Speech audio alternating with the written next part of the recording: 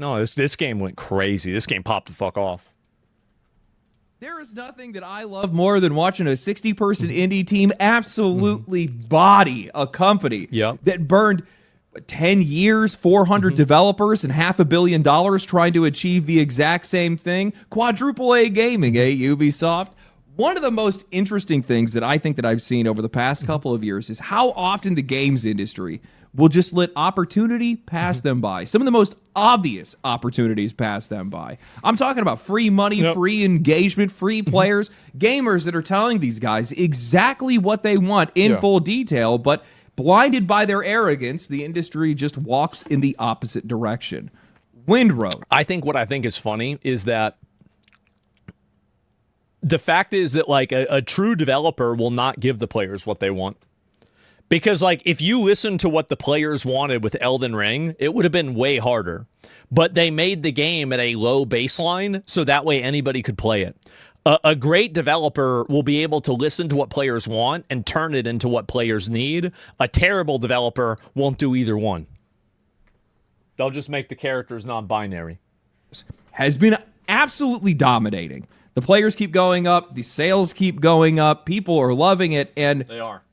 I view this as like one of the most obvious successes, one of the most just handed on a silver platter successes that we've seen in years, but a lot of people are caught surprised by it. What? How could this have happened? Can you believe that they made a good game and people played the game? How could this happen?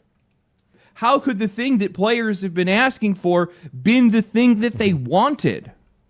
Who would have guessed? You have games journalists that are out there that are talking about how it's a surprise indie hit, saying that this game just essentially came out of nowhere. You got a games industry that would have never looked in the direction of a game like this. And I'm sitting here wondering how anybody could have thought that this was anything but inevitable at this point. This game sold 500,000 copies in its first 2 days. Wow, what a surprise. No, players were asking for it. You weren't listening. People have wanted a proper pirate game ever since Black Flag. And Sea of Thieves is too gamey and too cartoony for it to give you that authentic, like, gritty pirate experience that I think people want. So people have been waiting on this for a bit. Hey, I want to talk about why the games industry was caught by surprise when it comes to Windrose. I want to talk about, well, why the players actually saw this game from a mile away and how I think games like this are exactly how this industry gets replaced. But before that, a word from today's sponsor, Displate, who actually sent over a custom displate of my very own. Sea of Thieves says no content progression. Yeah, exactly. You guys today. Was that? How about that? We got one of Today's video is sponsored by Displate, and by now you guys already know the deal. These guys have been a regular on the channel for a reason. This time, I want to talk to you guys about when they say stick these to a flat surface, they mean it. Trust me. Displates, because I think this is one of the coolest things that they offer. You can upload your own images and you can turn it into a high-quality metal poster, which is actually the really easy way to be able to make your space feel a little bit more personal, whether it's personal artwork or artwork you like, a favorite screenshot, a photo, or just something stupid that you and your friends keep laughing at. You can turn it into something that actually looks good on your wall. And if for whatever reason you're new here and you haven't heard me talk about them before, Displate makes high-quality metal posters that mount magnetically, no tools, no wall damage, no annoying setup. You just stick a magnet to the wall, line it up, and you're done. Super easy to swap out, too. Flat surface, So if you're interested, go ahead and check out the millions of designs that they already have on offer, or go ahead and use a design of your own. Just go to displate.com and use my code LEGENDARY at checkout to get the best deal. Thank you to Displate for sponsoring today's video. You know, for all the complaining that I do about the games industry, I think the reason why it gets under my skin so much is because I just cannot stand watching somebody leave the front door wide open and just watching their customers just walk right out, especially in the games industry where they have to be the most easiest audience to be able to sell to. These guys will tell you everything that they want. Well, yes, I know that not every single customer is going to say the exact same thing. I get that.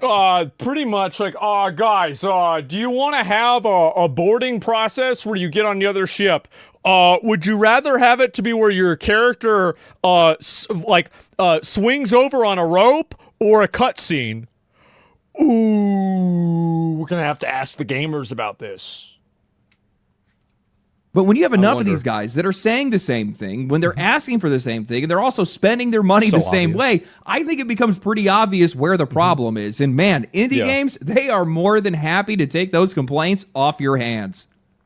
Actually, the producer of Windrose... One of the reasons why they're indie games, probably because they had the same complaints. That's probably why. Contrast out earlier this month in an interview with Automaton, where they were asked how the game had started as a free-to-play MMO and then later shifted to a buy-to-play survival game, and what had motivated that change. The producer, Phil, had said that the game was always going to be survival-focused, but they weren't sure that they would be able to handle the costs or the ambition with live service. And more importantly, he then went and said the one thing that I think the games industry is apparently allergic to hearing, which is the players wanted something else. Quoting him directly, he said, more importantly, it seems that the majority of players who were attracted to the game initially preferred to have it this way too, a buy-to-play PvE adventure. We are very happy that the players' requests and our own vision overlapped here. I think that you want to have a server where people can go and maybe play, like, have, like, ship battles or something like that. Like, making netcode and, like, servers that you're able to run and do that is really cool.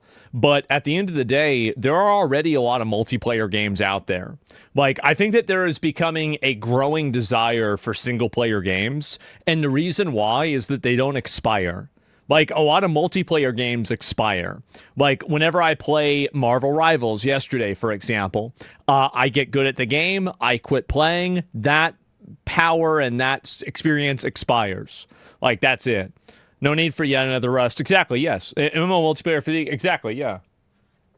That is a massive choice for any project to make, and it mirrors Crimson Desert almost perfectly in this case, because both of these games were initially aiming at that live service MMO territory, but then both of them pivoted away from that. And both of them ended up doing the one thing that the games industry keeps pretending is the most terrifying gamble ever, listening to players and selling them a premium game that they actually wanted. And in both cases, that decision paid off. I would have never done that. Windrose launched into early access on April 14th. It sold 500,000 copies in its first 2 days, and then it just kept climbing. The player counts kept going up. The sales kept going up. The game pushed past 220,000 concurrent players on Steam, hit 1 million copies sold in under a week, and now it looks like it's on pace to be able to crush those numbers by the time that this game reaches its full release in the next year or so, because, man, what a game they made.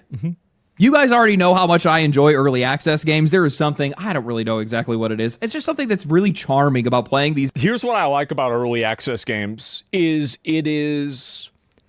I was born too early to explore the world or to explore the space. I was born too late to explore the world, but I was born just in time to explore a world made in a survival game that there's not 50,000 YouTube tutorials for.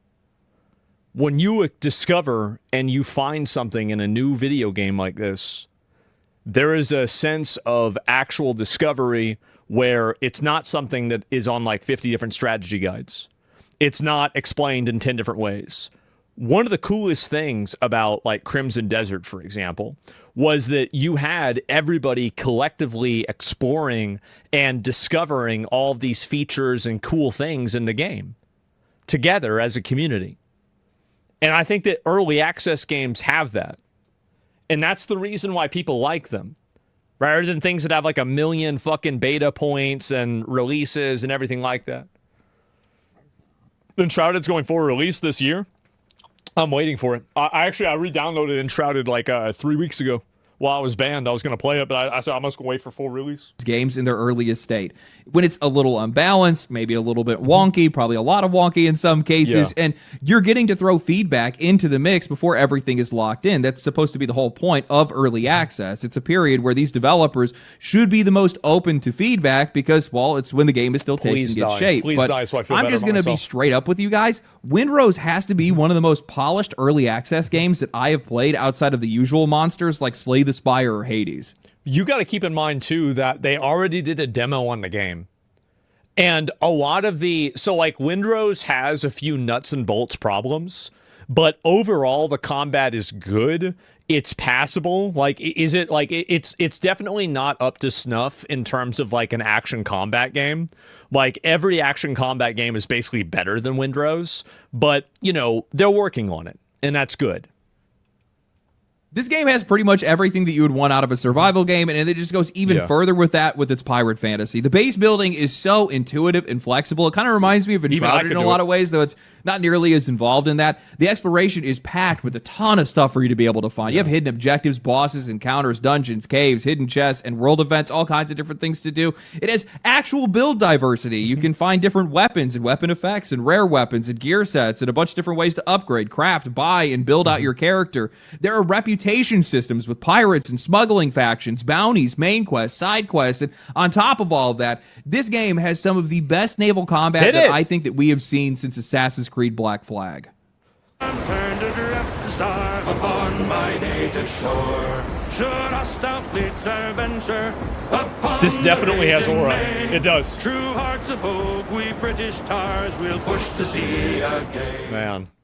I think the best way that I can describe why so many... I think that the naval combat in the game, they have to add a couple more, like for example, using the boluses in order to disable the sails doesn't really have a lot of functional value, like towards the, like maybe you do that on like the first 2 ships, but there's not really a lot of value that creates. So I think that like basically like they have so many options that they can go with because they have a really, really strong foundation. Like a great foundation for the game.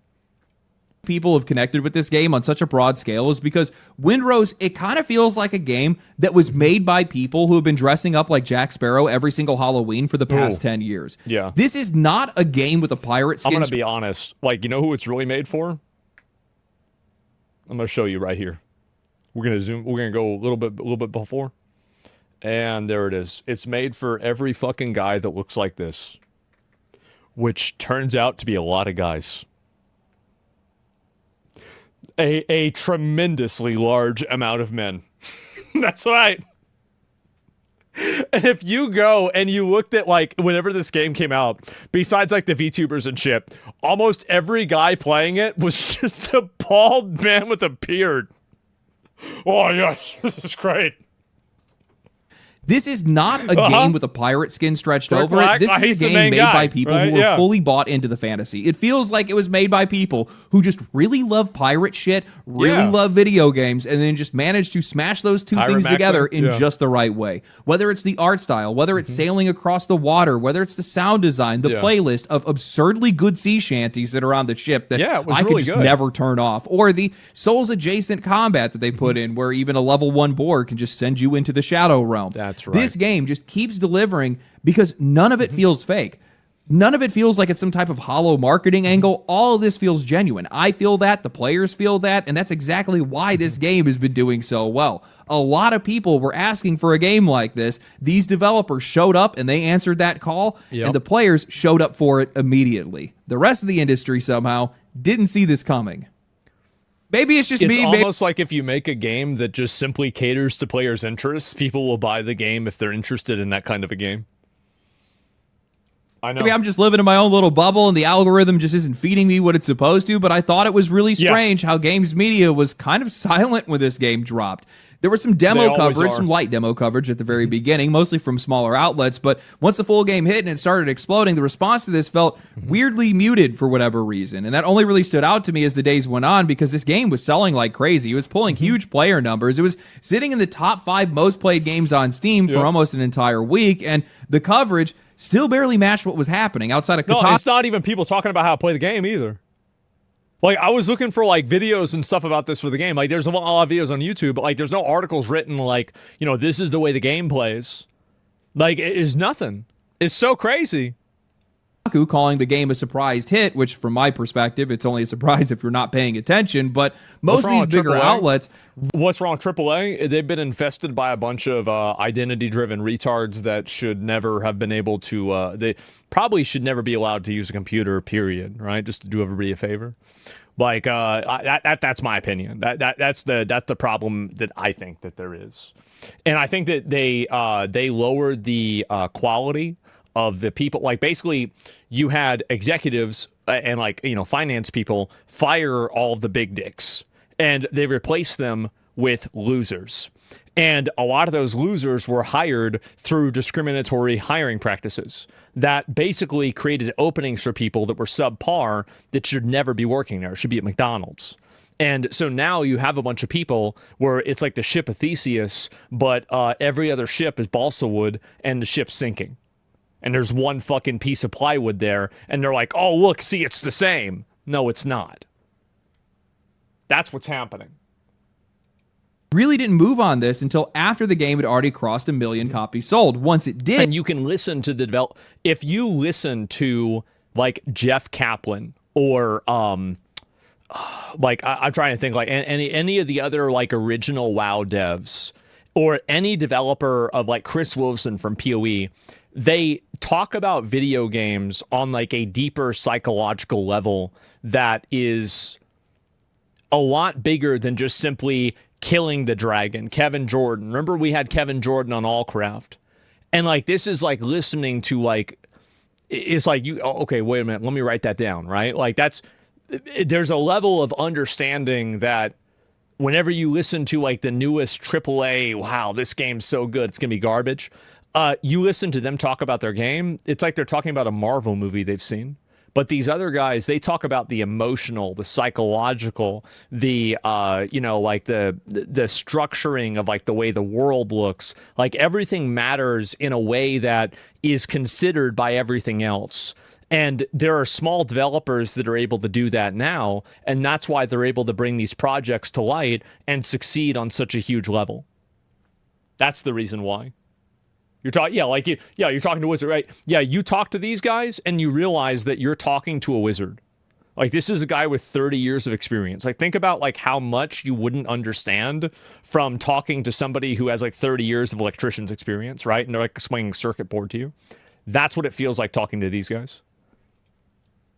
Well, then it became impossible to ignore, and we started seeing the PC Gamer articles and the IGN write-ups and the reviews in progress, all this stuff coming after the audience had already made this story obvious to them. And I think that says a lot about how out of step games media has become with the people that are actually buying and playing these games. And honestly, I really didn't take much notice of this, and the disconnect really didn't hit me too hard until I had started looking at the game's trailers, and I saw that IGN's upload was sitting at 245,000 views. Wow. Which I felt was really low for a game this big. But then I started scrolling down a little bit further, and I saw that Asmongold's reaction was sitting near 1 million views. And holy shit, this game. Holy shit, this is the game. And then I went and I played the entire fucking thing. I was right, by the way. It was, in fact, a game. This is a lot more than just big streamer is getting views. It's a lot worse than that. This is an issue, at least, I mean, it's not that much of an issue for us. It's definitely an issue for them, but the issue is what one guy in a room reacting to a trailer is feeling a lot more relevant and a lot more worth listening to than an entire media machine that is supposed to be built around covering these games. This is what it looks like when the conversation no longer involves the press. This is what it looks like when these guys are on the outside now. The press have alienated the public, and they've also alienated the developers. The press trying to interject their own viewpoints into media and also use media to push their viewpoints, I think, has alienated a lot of developers. And I think the other issue is that the things that they focus on, like, for example, like, you know how, like, it was a Kotaku was, like, talking about, like, you know, or Polygon talking about, like, pirating Nintendo games. Like, when you're openly advocating for stealing the games and the products of the people that you're trying to have give you credit and give you credibility, like, yeah, that's not going to work. The other thing that I took notice of, too, is that nearly all the coverage over the past week has gone to Pragmata, which, to be fair, it is an incredible game. Amazing I absolutely love it, but Windrose sold the same amount, at least so we know so far. It's just as popular, maybe even more popular in some cases, and still, it felt like this game had to claw its way into the conversation, and I think part of that is just coming down to the fact that Windrose is not really giving these guys the kind of angle that they like to run with. They can't squeeze out headlines about how Pragmata's Twitch emote is a dog whistle, or write another piece about how they're tired of, quote, seeing men protecting little girls to prove their masculinity. So instead of getting in front of windrows, instead of recognizing it for what it was when it was happening, they waited. The players are the ones that forced these guys to respond. They didn't support it. They reacted to it. And the more obvious these successes start looking to players. And I think that he's totally right about this, by the way. He's completely right. Is that what happens is that the media doesn't want to... The games that the media loves are games that reinforce the media. They don't really love video games. They love their role inside of video games. And you'll notice this whenever you start paying attention to it. The more they find them first, the worse this industry looks for not seeing them. It's the same as in politics, too, by the way. So much of that it's not feels special. Intentional. Now, while I'm sure some of this has likely something to do with the fact that these guys are not getting review copies of these games or early access games, you're really not going to get that. But it does go to prove that the less access they get, the better. The less likely you are to be able to get any coverage. And, in the background over the years, I've been talking to a lot of people that are in games media just because of everything that's been happening in the games industry. And a lot of these guys will tell me straight up that the reason things look like this is because, well, a lot of this stuff is in the editor's hands. And even if they bring them stories, breaking news that they find, games that are breaking out or whatever it might be, they just won't run it because the priority is AAA before anything else unless something comes along and forces them to pivot. Basically, it has to be something that's making a big enough... So it's corpo. Like, the whole thing is corpo. It's basically a corpo circle jerk. Like, I find this to be so problematic. You can't clickbait windrows. You actually have to write an article. That's why. Yeah, true, right? And, like, honestly, the game was really good. And like, yeah, they're built around shilling and pushing corporate games because, and here's the reason why. The reason why they want to shill and push corporate games is because corporate games have a symbiotic relationship with them. Corporate games give them privileges, and then they give privileges to the corporate games. That's the problem.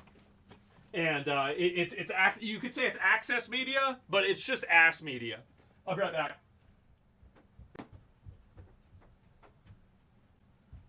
All right. Excuse me, we're back. Sorry about that. Okay. Of splash for these guys to be able to take notice of it. And none of it's organic. None of it's based on instinct. None of it has anything to do with what players are talking about or what players are interested in. And in a lot of cases, these guys are just ignoring it. That is not a good way to do business. That is definitely not a good way to do journalism. I'll tell you that right now. Because it's not. But, I also think the other problem that these guys are running into, especially when it comes to just general relevance at this point, is that with how indie games have been taking over the games industry, games media is just not built to be able to follow them. They don't get the early access. They don't get a lot of access to begin with. They're basically on even footing as the players. And because they're not listening to the audience, they're always a mile behind us. I didn't really take notice of all of this until over the last week. I was like, man, Pragmata is all over the news. And a lot of this stuff is culture war clickbait more than anything else. So I reached out to a couple of writers, and these guys just told me straight up, oh, yeah, we're trying to squeeze water from a stone right now. None of it's real. What? What is the point? What? This also makes me think that, like, this is not just a media issue. This is an industry-wide issue.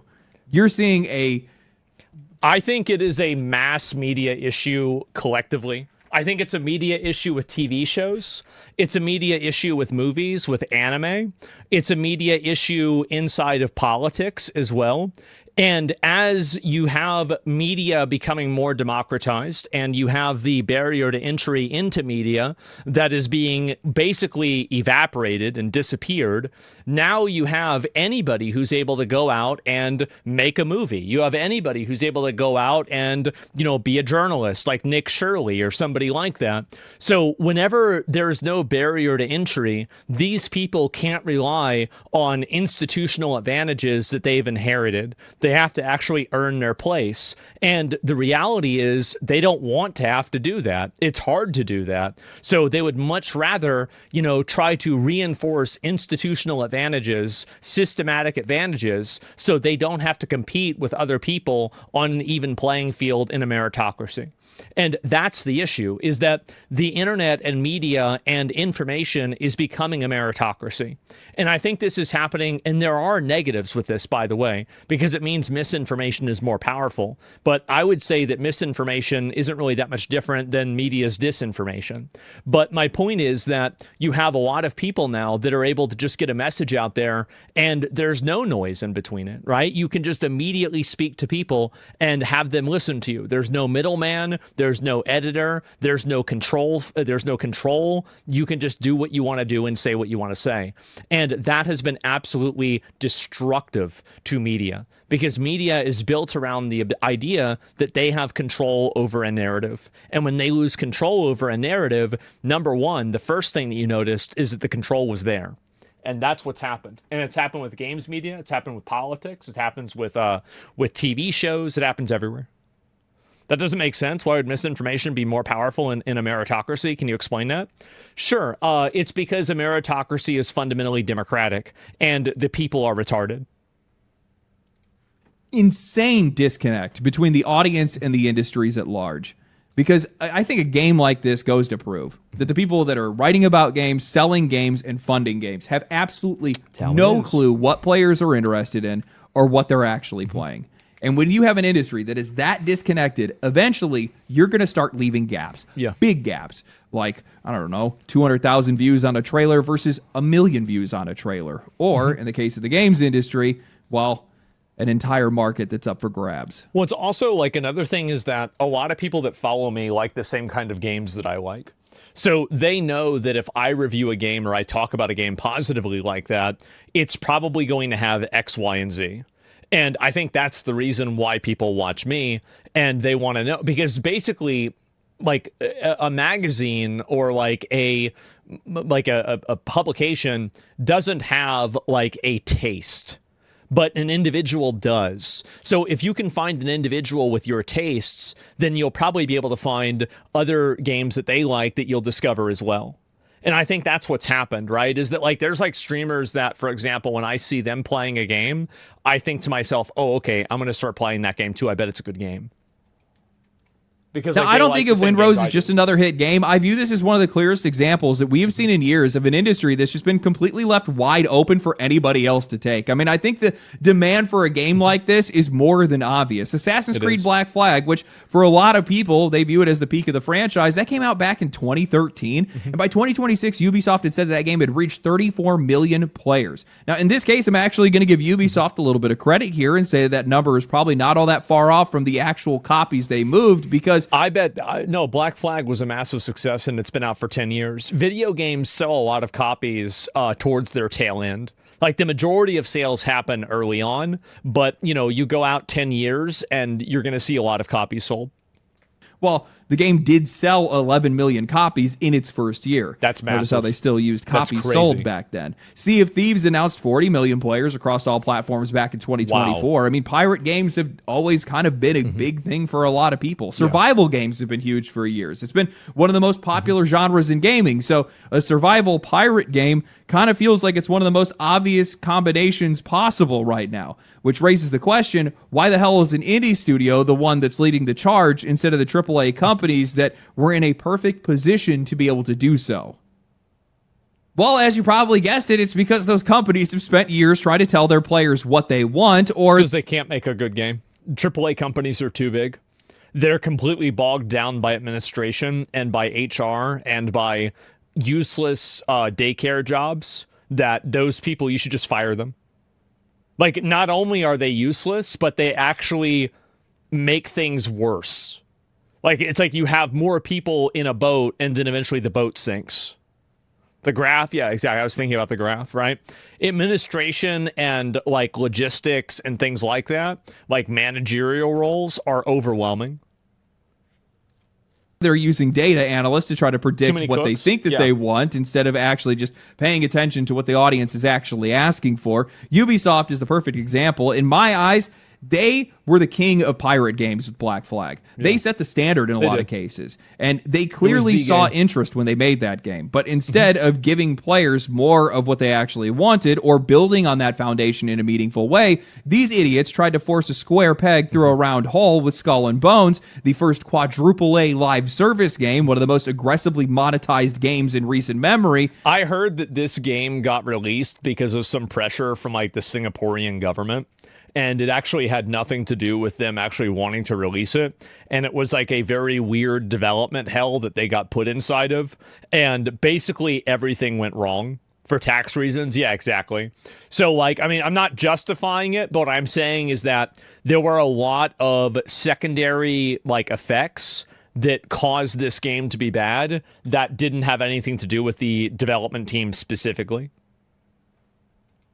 And, well, it was a pirate game that locks players into naval combat only and still somehow manages to screw that up. The naval combat in Black Flag is so much better than Skull and Bones that it genuinely doesn't even make any sense that this actually came from the same publisher. Now, to Ubisoft's credit, and I can't believe I'm saying that twice Years in one video, too. they do seem to be seeing the light a little bit. Yeah. Guys, I think bullying these companies might actually be working. Even I'll say that the Black Flag remake looks like it's shaping up really well, as long as you don't look at the trailer too closely and realize how cartoonish and wonky some of the animations look, and also take too long to think about that it's also being made by the same people that made Skull and Bones, but that's neither here nor there. But surely there's not going to be only 5 NPC types that you fight for the entire duration of the complete game. Surely there's going to be more than that. Surely strongholds won't be defined by their level and they'll actually have different types of encounters. Surely there's no way they're going to do that, right? Man, I just want to say, look at what it takes for these guys to be able to answer player demand. Either you're going to get a soulless live service mess, or you're going to get a remake of a game that came out over a decade ago. And I think a lot of their problems, a lot of the industry's problems is coming down to not only these guys just not being able to read the room, but also how absurdly slow they are to move when demand is right in front of them.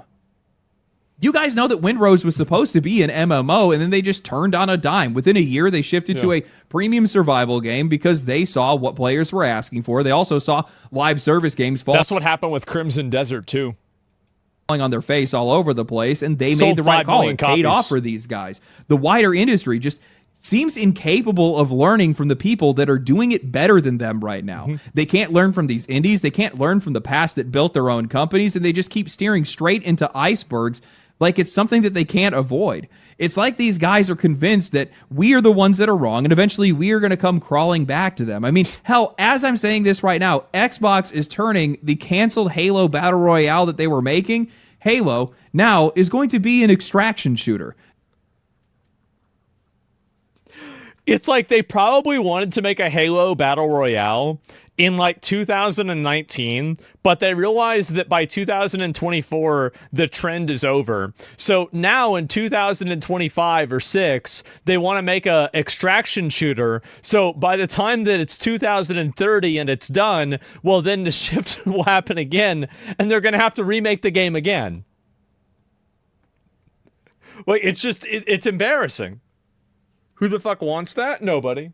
I think you should have a mode like this. It's a great idea, but it shouldn't be the focus of the game. Like, I'm a big supporter of a Halo Battle Royale, but I think that this should not be the main focus. These guys just won't stop hitting themselves.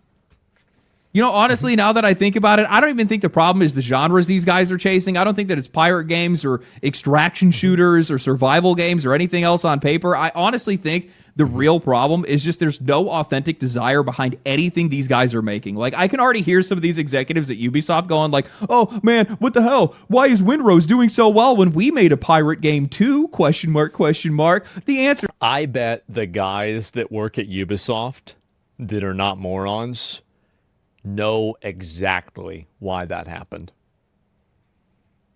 I bet they know just as well as we do. Probably better. It's the same as, like, I bet over at, like, Nintendo, when Pal World came out, I guarantee you there was some fucking executive at Nintendo that slammed down a sheet of papers and said, I told you they wanted this. I told you this. Why can't you do this? And yeah, you're going to go out and sue them later on and say, oh, well, you can't do this. You can't steal our stuff. Yeah, sure, right? I get it. But actually, you wish you had done this yourself. Is so simple.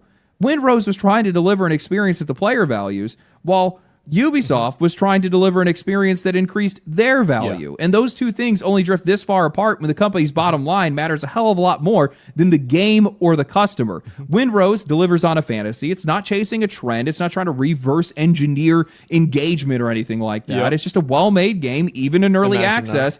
A lot better than a lot of games, that was sold at a fair price. Players are going to connect with that a hell of a lot more than they're going to connect with a game that's asking whether or not they want to spend $50 on premium currency so that they can change the color of their ship cannons. Like, how do these guys not... Can you do that? Is that real? That's not real, right?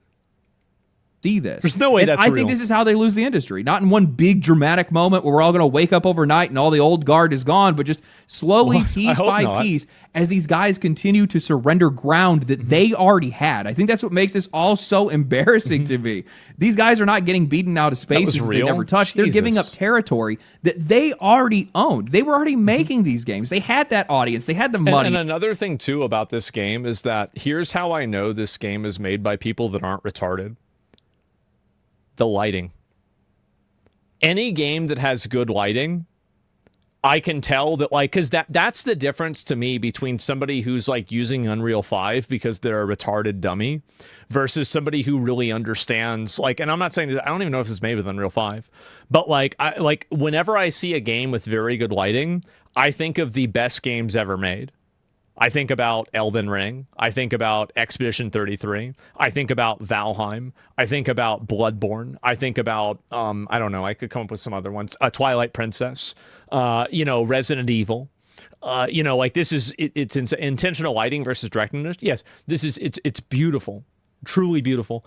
And I think that this is like lighting and art direction lap fidelity. It doesn't, and Valheim's the proof of that. Like, fidelity is great. Things looking good is great. And it should be both, ideally. But art direction like this is what really matters the most. In the history, they had the proof of concept for the games that they were already looking for, and instead of building on any of that, they kept walking away to go chase somebody else's bag, somebody else's trend, somebody else's fantasy of infinite growth and impossible potential that they could get out of live service. And every single time they do that, all they're doing is just leaving another opening behind them, another huge stretch of empty waters for these smaller studios to sail right into. See, there's the pirate reference for the video. This is not just an indie win. I think this is a living example of how relevance is changing hands right now. These big guys are way too slow. They're way too safe. They're more artificial. They're all into forecasting and risk management, nothing that has anything to do with the audience. Well, the thing is also these small studios are doing risk like, this studio did forecasting and risk analysis. A 5-person studio does forecasting and risk analysis. Like, I've worked with games publishers before. I know this. Like, everybody's making these decisions. The problem is that the amount of people making those decisions, it's a lot easier to do that whenever it's 2 versus 20. Smaller teams, these guys are actually hungry. They're focused. They are in love with what they're making. And I think that difference shows. I think that you can feel it in the games almost immediately. And the truth is, indies, these guys are just going to innovate a lot harder in these spaces because these guys simply just want it more. Their teams are so much smaller. Their vision is so much more focused. There are fewer hands in the pot, fewer people trying to turn a fantasy into a monetization model before that game was even made fun. So the final product is feeling a lot more honest, a lot more direct, and a lot more alive. And honestly, I feel like it actually feels like older games in a lot of ways. This is how these guys are losing their relevance. This is how they lose their territory. And if these companies keep ignoring people, the people that are actually buying these games, then Windrose is not going to be some exception. It's just going to be another warning of what's coming next. I think that the big studios are too big in order to shift focus and to try to do something that's new. That's the big issue. And I think also they legitimately just simply have people that work there that are incompetent. Like, they're just simply not good workers. They're not good at, like, they're not good at their jobs. Like, they're not creative. They're not smart. They're not inventive. They're just bad. Why do you think that's the case? I think it's the case because of, number one, you have large company entropy, where you just hire infinitely more people. I think also you have the Peter principle that's taking effect with larger companies, where people get promoted until they reach a position of incompetence, and then they remain at that position because they're not competent at that position, so they don't get a promotion. I think also you think that selective hiring processes, DEI, and other quotas have caused this to happen too. And I think that also you've had a culture shift inside of Western journalism and Western gaming, that the focus of a game needs to have a broader meaning. And I think there's another thing, is that this is another big component, is that The Last of Us has done irreparable damage to gaming. And what it's done to gaming is it's allowed a bunch of failed theater kids, failed actors, and failed writers to think that they have their second chance to relive their glory days in high school or fucking college by, well, now I can't be a Hollywood writer, but I'm going to write a even better story for a video game. And so they take their shitty college art projects and they turn it into a video game, and then they sink a studio. So yeah, those are some of the reasons. But I do think that structurally, somebody said chain of command decision is too long. Yeah, structurally, it's primarily simply that the companies are too big.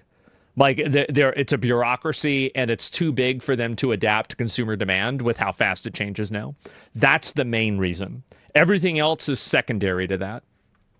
I'll put it into perspective for you guys. This would be like if Bungie... I didn't say it. I said the game it damaged the industry. The game itself, for everything... I've never played it. I've never played The Last of Us. I've heard it was amazing. In Destiny, and just left that space wide open for anybody else to just slide in and steal that audience. It would be like if Borderlands was absolutely garbage, and now the looter shooter genre is wide open for anybody else to just walk in and take it. It would be like, I don't know, if BioWare couldn't make a good game, and now all of a sudden you have companies like Larian that have come in and basically taken away the entire Dragon Age audience, and then you have Owlcat that's waiting in the wings, looking to take their Mass Effect audience as well. This is already happening. It's been happening for quite a while now. These guys have been... Somebody asked why Capcom adapt? Because they didn't. Dragon's Dogma 2 did not adapt. Monster Hunter Wilds, for most instances, did not adapt. Resident Evil 9 was not an adaptation. They simply have a very good video game model, and then they apply that model. It's the same as Nintendo. Nintendo doesn't need to adapt and great studios, like, they march to their own drumbeat. Like, whenever Miyazaki said, we're not going to make another fucking, Elden Ring because you already made 10 of these fucking Dark Souls games, we're going to make another mech game. I said to myself, thank God, now we're going to get a really good mech game. And we did. So the reality is that the people that are making the game, like Overwatch is a great example of this. Overwatch was so hyped up, and so many people were excited for Overwatch because it was being made by Blizzard. And Blizzard only printed money and made W's, right? And at least at the time, besides Wards of Draenor. But otherwise, it was insanely good. So the real thing is that if you have these studios that are run by people, and why is Capcom like that? Capcom is a Japanese company. I don't understand Japanese company culture. It seems like they are more resistant to the corporate entropy than we are, but I'm speaking as somebody who's not familiar with it, right? But my point is that I think that's the reason why. And I think that's the reason why it's not a coincidence that Capcom, From Software, and also Nintendo, that are all studios that march to their own drumbeat and they make very good games, are all Japanese. I think also Chinese studios are manifesting this way too, but it's too early in their life cycle. Capcom and Nintendo have been around Nintendo's been around for 130 years, but really 40, 50 years. Capcom's 40 years. I think it was recently their anniversary. Entering territory at an alarming rate, and it's something that's going to really come back to bite these guys in the ass, especially because they're the ones that left the door open. They're the ones that let the wolves in, and now the wolves are in. These wolves are hungry. Luckily enough for us, they're also friendly. It's probably not the best analogy for me to be able to use, but they're all right. It's crazy to see how much wasted potential there is here. I think that's probably the thing that bothers me the most, because these guys had the money, they had the infrastructure, they had the experience. Most importantly, they had the talent in a lot of cases, and they squandered it. These are spaces that these guys pioneered. These are genres that these guys pioneered, and they walked away from. They fumbled the bag all because they were more worried about what somebody else had rather than what they already had. Avarice, greed. That's what their issue is. Largely being piloted by people that have no idea what they're doing. But I think this is only going to get worse because game development has become that much more accessible to more and more people. It's getting cheaper to do for a lot of people as well, even though the industry likes to pretend it's not that way. And you're seeing a lot of these smaller... And by the way, like AI with game development, like is just going to cut costs probably by, 20, if not 50%. Be massive. Teams that are popping up that are able to do incredible things with the technology that they have access to today, and they're doing it for a hell of a lot less money, a hell of a lot faster. Unreal 5, like everybody, like I don't like this, but like there's like a meme to hate Unreal. I don't hate Unreal. I think Unreal is amazing. I think that there are a lot of people who have, underdeveloped skill sets that use Unreal, and they make Unreal look bad because they're bad. But I think that if you actually look at some of the best games that have been made in the recent years, they're made with Unreal. And so I think that also like having an engine like that has become basically like the benchmark, I think that's really helped game development as well. And they're also making the players a hell of a lot more happy. Yeah, and their engine looks amazing. I also just don't think that a lot of these companies even have what it takes anymore to be able to take back what was once theirs or for them to be able to hold on to whatever they have left. I saw a lot of people that have been talking lately about how like Xbox and PlayStation are going back to console exclusivity and things like that, and cheering it on like it's 2010. When was the last time either one of those companies sold a game that you would view as a system seller? Something that you would now... I bought Demon's Souls Remake for PS5, but the thing is also to me, like I'm a streamer, so like my view on this is distorted. Like Halo 3 was a system seller for sure. What after Halo 3? Bloodborne? Yeah, I got a PS4 for Bloodborne. Okay. All right. What after Bloodborne? After Bloodborne. Bloodborne was 2014, right? Something like that. God of War? Yeah, God of War. Okay, yeah. No, a good one. Yeah, definitely. Red Dead 2? Yeah. Very, very infrequent. And for me now, like this is a good example, is that whenever there's a game that comes out that I want to play, like this is Rise of the Ronin is a great example. So this game came out on the same day as Dragon's Dogma 2, but it was only released on PC probably somewhere right before April last year. I waited for an entire year to play this game. And it was worth it. It was a great game. Amazing game. I will just simply wait for a game to leave exclusivity. That's it. I'll walk out to go and spend, $1,000 on a console to be able to buy? I don't think there's a single game either one of them have in their library that'd be worth me doing that. This game's better than Dragon's Dogma 2? Not for the normal person, I'll tell you that right now. A lot of these companies just do not have the juice. Somebody else has come in for the squeeze. There you go. There's the good analogy for the video. Oh, there you go. Anyway, Windrose is a blast. If you guys haven't played it, give it a shot. It's well worth the money. It's only $30 right now in early access, so you get a little bit cheaper. That's the benefit of early access. One thing I'm really surprised with, though, and I didn't really talk about it in the video, performance in the game is like basically perfect somehow. I don't understand how. I really hope, and like I almost even thought about messaging Jeff about this, is that if he could add in a category for the best optimized game, I would really like that. Because I think that right now, optimization is becoming a lost art, and it's becoming like for like Game Awards or something like that. And like I'd like to see optimization be heralded as a achievement once again. Like, and again, I'll give 3 examples: Crimson Desert, Kingdom Come Deliverance 2, and Windrose. All 3 of these games were massively graphically intensive, and they were able to manage it at a level that was, not to be predicted, right? And I think especially the out of the 3, I think Kingdom Come Deliverance 2 was the real success story there. Like, that was incredible. Infield? Maybe, right? I mean, I won't play it on my phone like once. That was it. how that works. So I got a wanna high power see- rig, so I maybe wanna it's worse see for some that people, but for the more. most part, most people say it's been working really well for them. It's a hell of a lot of fun. There's a ton of game to be able to play. You could probably get well over 100 hours in it just as it is right now, and this is let's see. 91. Yeah, I could do like probably 5 more things in a game. It'd take me over 100 hours. only half the game that we're getting so far. So only 9 more. Go give these devs your support because they're looking to support you. All right. Anyway, thank you guys for watching the video. If you guys did enjoy the video, like the video, subscribe to the channel. Comment down below. Let me know if you guys have played the game. Let me know what you guys think of the video. Follow me on Twitch. Follow me on Twitter. Also, if you guys might have noticed, there's also some merch for sale down below now. So, I'm not going to bend your arm. You can buy it if you want to. Okay, I'm not going to. About as far as the plug's going to go on that, to be honest with you.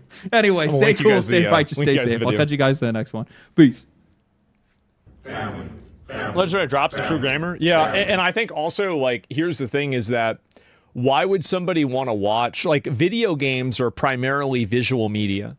And I think that text, like, there's a big problem with text. And so you got merch. I don't really sell merch. You can buy other people's merch. You can buy his merch, right?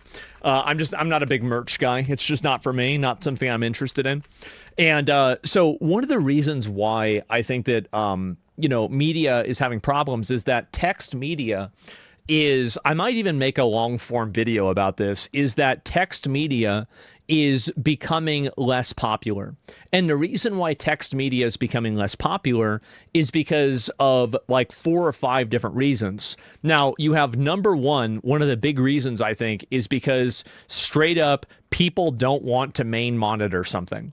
Like most people are multitasking. How many of you guys are listening to this stream right now and, you'd have to tab out to say me, right? For example, there's probably a lot of them. And like you're doing something else. Maybe you're, doing something at work, right? Yeah, there's a lot of me's. Look at that. Look at all those fucking me's. It actually fucking crashed the chat. Holy shit. Okay, there's a lot of you fuckers out there. So you're not even watching. You're not even paying. You're just listening to the stream. And, that's the reason why I try to talk all the time and make it interesting and, do all that is because I know that sometimes people aren't actually going to be watching, main monitor all the time. And I think this is normal. Like most streams are second monitor content unless there's like a big event. And even then you're usually doing something else at the same time anyway. And that's not a bad thing. That's just simply the way that people process content nowadays. So what's happened is that, you have, people that are, whenever you're reading text, you have to main monitor an article. You have to read the entire article. And then also, let's talk about the big one. People can't fucking read anymore. People are retarded. There was a study that came out recently that said the majority of adults in America are functionally illiterate above a 6th grade level. They read and they process words at a 6th grade level. So, like, when was the last time, like, we have articles written sometimes, like, and we've seen this, like, a resurgence of this on Twitter now, but I think that overall, text is the best way to transfer information, I think. Because it removes the person, it removes the voice, it removes the intention, and it just simply presents the idea. Now, obviously, like movies can be great, and I'm not saying movies are bad, but I think that whenever you're talking about having the purest distillation of an idea, text is the way that you can do it with as little noise as involved. So, imagine the same people trying to read cursive. Yeah, exactly. More than half of U.S. K through 12 students do not meet or exceed reading and math standards. Yeah, because they're stupid. And again, they're stupid because the education system's tailored towards making sure the bottom 5% graduate. They shouldn't graduate. They should be sent to the fucking mines, and then nobody can have to worry about them. That's what I think. But besides that, so text media is failing in like bunches of different ways, and also fundamentally. Why would you write an article or read an article about a video game when you can just simply watch a video about a video game? It doesn't make sense. Like you want to have like a direct media comparison and a requisite. And so if you don't have that, then what's the fucking point? So that's, I think, another big reason why text media has been receding. But I think that the main reason is just simply because people don't have the attention spans, and people, even worse, don't have the reading comprehension. It's scary. It's genuinely scary.